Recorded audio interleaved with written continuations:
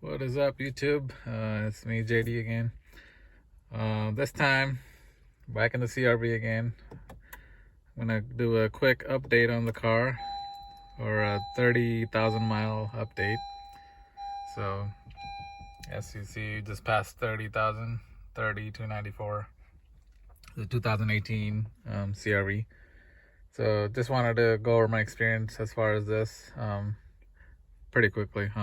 Major issue-wise, obviously you guys probably seen my video about the oil dilution issue, and how Honda extended the warranties and things like that, right? But I still decided to keep the car because obviously there's warranty involved.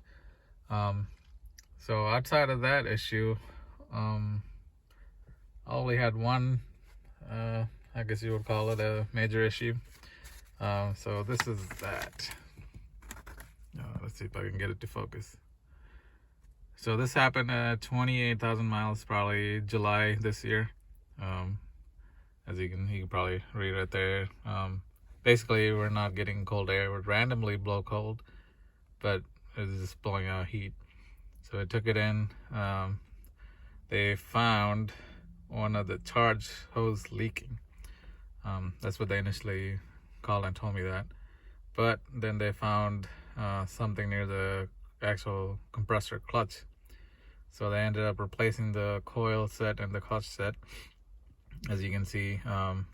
So the diagnostic fee usually is $135, but since obviously we're still under warranty, all this was taken care of. So that's why you see NC for no charge. So one of the things I learned when I was there was if you actually were low on the coolant, what do you call it, AC refrigerant, the CRV actually uses a new refrigerant, which apparently costs way more. So if you were to do a recharge, it's almost $400. So I'm glad everything was taken care of by warranty.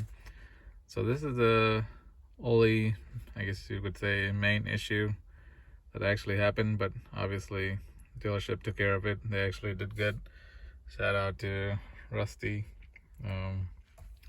Alright, so other than this, pretty much everything on the car is pretty good. Never had any major issues or anything. Let's see, they do their usual check. So I'm still on the original tires. There's your the treads left, so all that is on there. Original brakes, all of that is good. I know a lot of people went through batteries, but I'm still on the original battery, no issues. Obviously, I mean, car's only actually we bought it in November 2017, so this will be the third year, 3 years. So yeah, I mean, obviously I've changed a couple of things. The steering wheel, the EX doesn't come with the leather, so added that on. Little minor things, this thing on eBay. The cash can, which I did just now, so at 30,000 I put that in. So other than that, everything else is good to go on this car, and still getting good mileage. Let me see if I can get out of this menu. There, as you see right there, average fuel, I'm getting 32 miles per gallon, which is really good. But majority of the driving, I would say about close to 90% is highway. Let's see, I'll show you what my A is. So it's average fuel for A.